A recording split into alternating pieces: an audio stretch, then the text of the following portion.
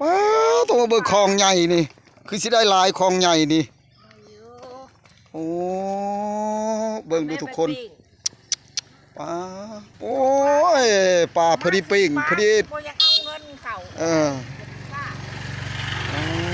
ตัวทุกคนเลยถือว่าเครื่องคลองสิเต็มคลองแล้วได้นี่ใดอันเดขึ้นแล้วทางนี้ได้ช่องโตเลยน่านเห็นหมอมานเลยได้บาทนี่ใดบ่วันนี้เขาเอาอยู่โรงพึ่งที่วันนี่ฮะมุ่งใดเขาเอาบดครัวหันบ่โอ้ขึ้นมาขึ้นแถวปลาทางน่ะฮะเนี่ย2 คนเขาไปเอาดงเพิงได้3 ถังโอ้ทางนี้คือเชียร์ฮากมาแล้วนี่เนาะยังได้โบราณนี่ฮะเอาเมื่อเลยนะได้ถังหนึ่งเลยตีโอ้แสดงว่ามาบ่ทันเพิ่นเอาเมื่อก่อนแล้วโอ้เป็นตามวนเลยพี่น้องเลยมาเบิ่งดูนี่ตึกแบบนี้บ่อยากหัดเข่าหันน้ำและเบิดมือนี่แซวอยู่นี่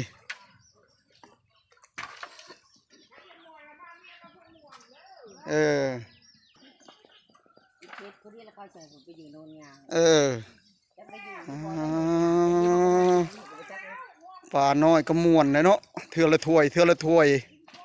ปลาตัวมาขึ้นแต่ทางนี้บ่นี่คือมาถึกแต่ทางนี้บ่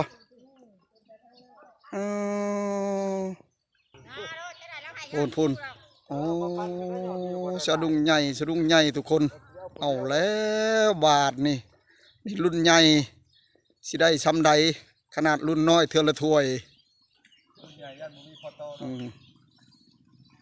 โอ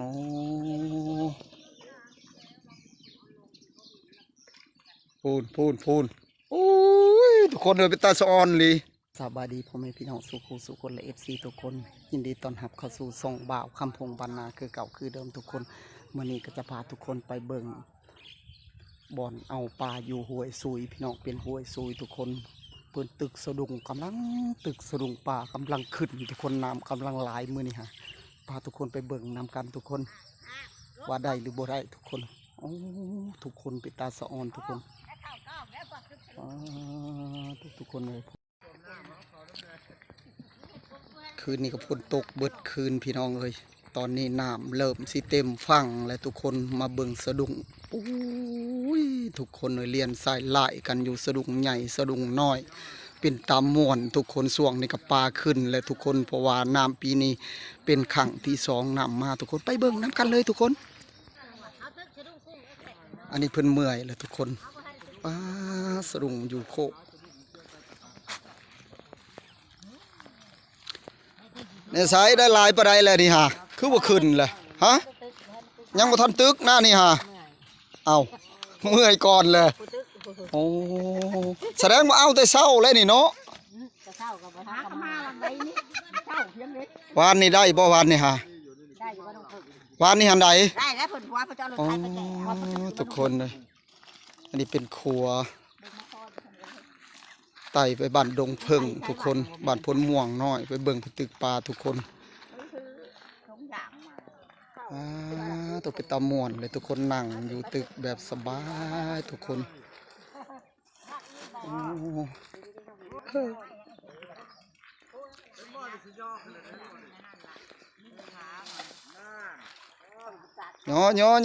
่อขึ้นแล้วนั่งแบบนี้ก็บ่เมื่อยแล้วตึกสรุงนี่เนาะรุ่งใหญ่ก็ถือปลาน้อยแล้ว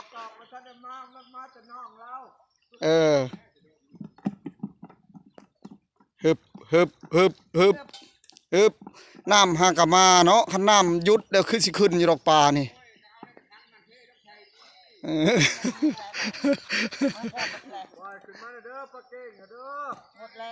ปูถึกแล้วทางฝุ่นปลาน้อยได้ปลาน้อยเนาะบ่อรุ่นใหญ่ยังบ่ทันคืนแต่เศร้าบุญนะโอ้ผักสะดุ้งใหญ่คนทำออกมาโอ้เพราะว่าอันโอ้ชูว่าผู้ว่าชูฟ้าทำไมจะมาตึกสะดุ้งวะให้มาตึกแต่มาคืนเฮ้ยกระแมนข้อมเขาแล้วเขาหูเนาะ น้ำมาวางสวยเนี่ยเนาะเริ่มมาขึ้นลายนี่เช้านี่คือว่ายังน้อยอยู่น้ำนี่ฮะน้อยยังมาตื่นอยู่ครับ เออไอ้สายได้หลายปลาได้ไม่ใหญ่ เขาให้กับบ้านนี่ได้ปลาสอง โอ้ได้ปลาสองโตวเอาแล้วสิบ่ได้กินเพลนแล้วนี่เนาะ ใหญ่ ป้าตัวเบิกคลองใหญ่นี่คือสิได้หลายคลองใหญ่นี่โอ้เบิ่งดูทุกคนป้าโอ้ยปลาพอดีปิ้งพอดี โบยังเอาเงินเก่า ตัวทุกคนเลยถือว่าเครื่องคลองสิเต็มคลองแล้วได้นี่ใดอันเดขึ้นแล้วทางนี้ได้ช่องโตเลยน่านเห็นหมอมานเลยได้บาทนี่ใดวัดสิมันก็มวนแล้วเนาะอยู่หลายคนแบบนี้เนาะเจ้าบ่ได้คอยได้คอยบ่ได้เจ้าได้อยู่ห้อยพาดบ่อยากหัดเข่าแล้วแบบนี้ฮะโอ้โหอ๋อ แล้วไม่ได้ฟันของเขาเที่ยงเลยจังหวัดไหนมึงเอาไปเลยมาเราไปมามึงหนีไป โอ้บ่วันนี้เขาเอาอยู่โรงผึ้งที่วันนี่ฮะมุ่งใดเขาเอาบดครัวหันบ่โอ้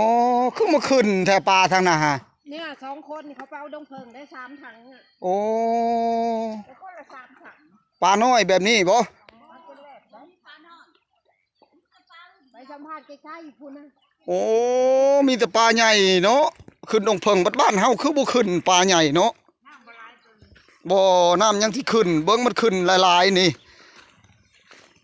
โอ้ทางนี้คือสิหากมาแล้วนี่เนาะยังได้บ่หลายนี่ฮะเอามือเลยนะได้ถังหนึงเลยติอ๋อ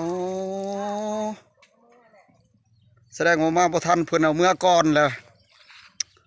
โอ้เป็นตามวนเลยพี่น้องเอ้ยมาเบิ่งดูนี่ตึกแบบนี้บ่อยากหัดเข้าหันน้ำและเบิดมือนี่แซวอยู่นี่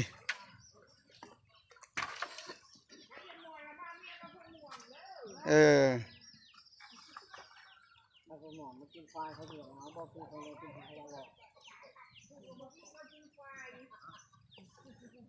กินแต่ควายบ่มีบ่ผู้กินงัวบ่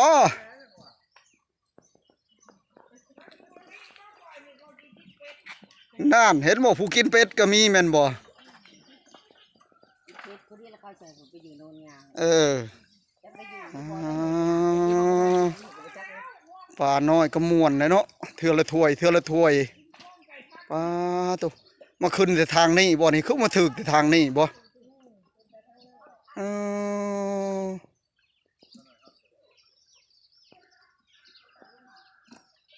สะดุ้งใหญ่นั่งทาก่อนก็ได้จะน้อยจะเอาน้ำลังก็ได้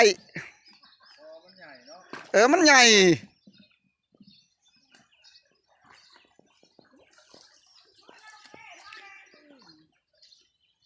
เป็นห้วยซุยทุกคนห้วยซุยไหลลงเสียอ่างน้ำซุยปูปลานาน้ำของอยู่ของกินทุกคนเอ้ยฝนตกมาแบบนี้เลยอยู่บ้านนาเฮาหายังเปรียบปานบ่ได้ถือว่าสุดยอดแหละเทื่อละถ้วย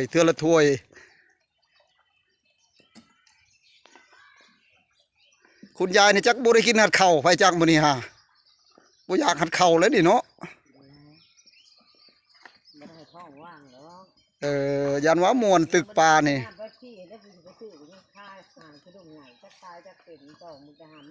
เออ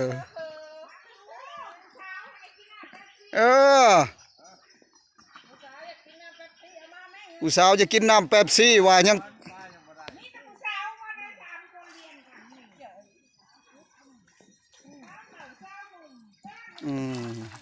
บ่น้ำขึ้นขน้ำยุดนี่บางเทื่อมันก็สิขึ้นกว่านี้อยู่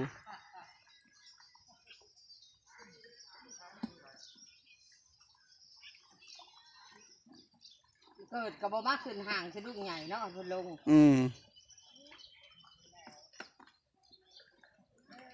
มันบ่ขึ้นเนี่ยบ่ถามจักเมื่อยามใดวะเขาสิฆ่าเพิ่นบ่ใครเมื่อเด้อยังตอบ โอ้คืนนี้หมดคืนแม่นบ่โ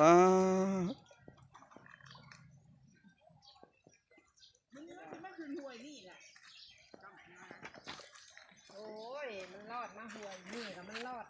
อันนี้เขาแล้ว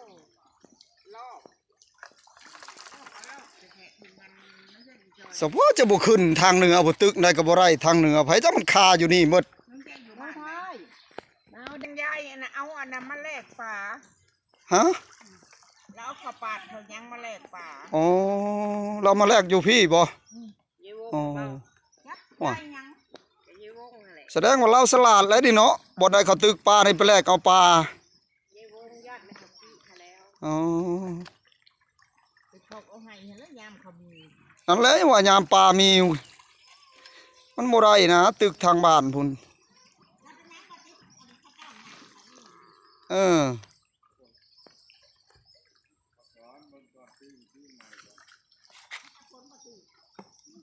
โอ้คันมันขึ้นรุ่นใหญ่นี่แฮกสิม่วนกว่านี้เนาะ เฮ้ยเฮ็ดห่านมาบนนั่ง อืม มากกว่านี้อีก อืมอ๋อปลาเถอะมาเบิ่งสะดุ้งใหญ่พูกินลึก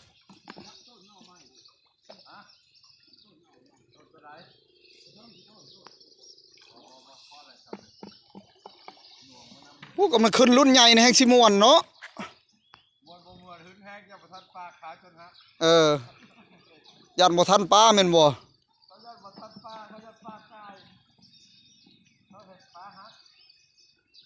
อืม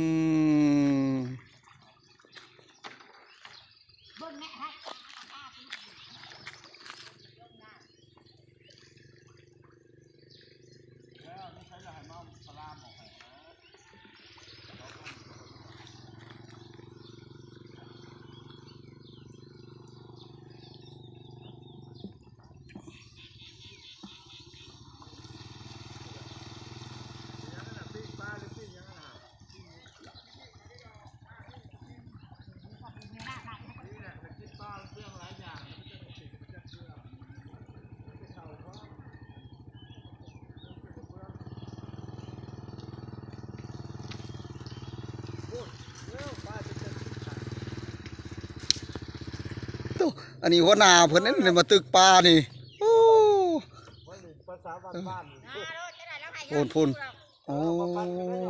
สะดุ้งใหญ่สะดุ้งใหญ่ทุกคนเอาแล้วบาทนี่นี่รุ่นใหญ่สิได้ซ้ำใดขนาดรุ่นน้อยเทือละถ้วยอืมโอ้พูนโอ้ยทุกคนเลยเป็นตาสะออนเลยพูน ทำนี่เลยเนาะ อ๋อตัวเอาไว้รถโอ้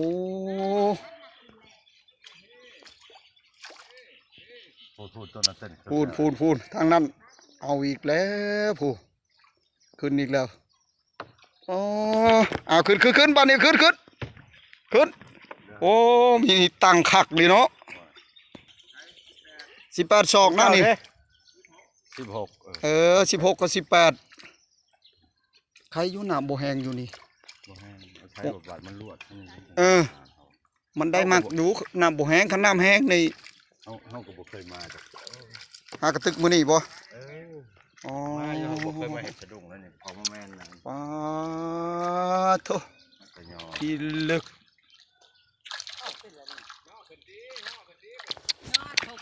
เบิ่งเด้อให้พี่น้องเขาเบิ่งก่อนป้าบ่ย่อซ้ำนี้ก็ได้พูดโอ้ยทุกคนเลย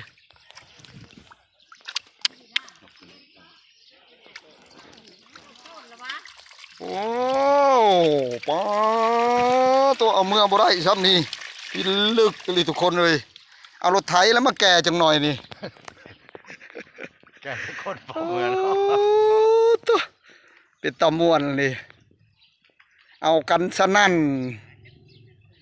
ฝนตกมาบ้านเฮาพี่น้องเอ้ยบ่มีบ่อนเปียบปานบ้านไห้บ้านนาเฮาพี่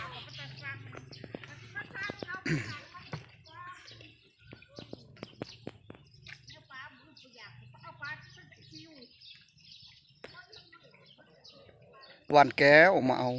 เอาเลยบ่ ว่าสิไปเอาปลาว่ะนี่ ใช้อย่างพุ่นนะเขาเอาไว้ แม่นแหละ อยู่ห้วยพุ่นแล้ววะเอ๊ะขาสะดุ้งหักเลยบาดนี่ ถือป้ายใหญ่แล้ว ใครอยู่เพิ่นได้ปลาหลายแหละเมื่อหาไม่เขาขายมีอยู่อีลุงโสมอึดยังคอยลุงโสม ใส่วันเดียวหรอกค่ะหัก ของชมมองด้วย เอาเลย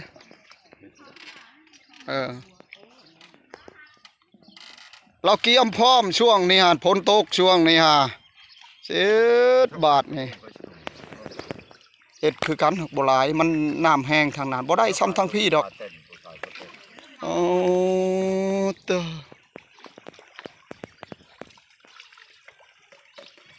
ขึ้นแล้วพูดโอ้ตะ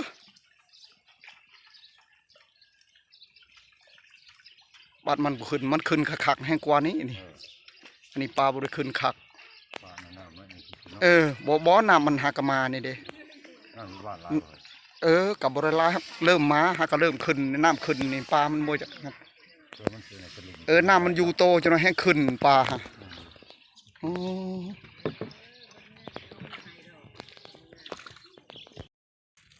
ตักเอาเด้อว่ามันสิเน่าเด้อกูผลโทรไปหากูว่าใช้ทีมงานเบ้นมาว่ะ ใกล้ชิมาแล้ว มีแต่ใกล้เรื่อยดิ เอาขาขวดปิดโทรศัพท์ว่าตัวเองบ่บาน เอาหัวหน้าหัน อยู่เนาะก็ หัวหน้าลองเบิ่งดูหัวหน้าบริษัทนี่ ทั้งไหนจะขาดกลัวมันถึงไหมเลาะแค่มันรูป่องโพนโอ้บ่มีปลาเก่งใหญ่เนาะมีแต่ปลารุ่นน้อย ที่นี่เห็นจะหางก็เหมือนปลายยังไม่ได้เอาลงสะดุ้งเห็นจะหางที่ว่าอยู่บ้าน ปลาข้าวบ่ ต้องถ่ายให้หัวปลาขาวอยู่มองนี่ ปนาง บ่แม่นดอกปลานางมันคือสิตัวใหญ่ โยกปลานางตัวใหญ่ตัวชอกกว่าโพพอมาถ่ายเรื่อยแล้วแบบนี้เลย มือชายเราขาวใส่ขวดเรียบร้อย ได้ใช้บาทนี่ถึงอยู่บ่หลายเนาะ หน้ามันขึ้นตัวนั้นมัน โอ้ มันหัก หน้ามา ถึงตัวน้อยเนาะน้ำมานะคันน้ำบ่มามันก็ได้นะปลามื้อนี้ นี่พวกถือกินบันหลายๆเกิดต่อซึ่งเขาบ่หึงคือช่องฉบับนี่ซอยหมอยเลยคำว่าถือเบิ่งสะดุ้งทุกคนก็หูจักทางนั้นเห็นบอกว่าพอดีมันคาแหน่ง ได้ยินเขาว่าเอาปลาอยู่ห้วยกระแสว่านี่ได้อีหลีว่ะ ทั้งนะครับบ่ต้องห่วงแล้วว่ะ ขึ้นทางดงเพิ่งวานนี่เนาะ คือสนุกเพิ่น โอ้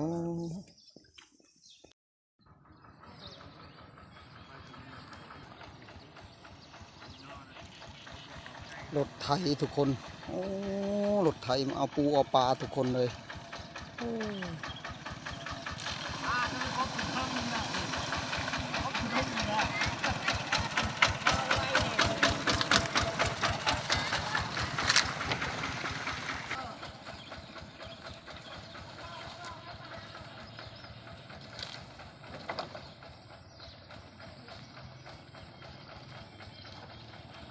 ทุกคนทุกคลิปมาวันนี้ก็จะได้จบสำนีก็เด้อทุกคนขอกราบคำว่าสบายดี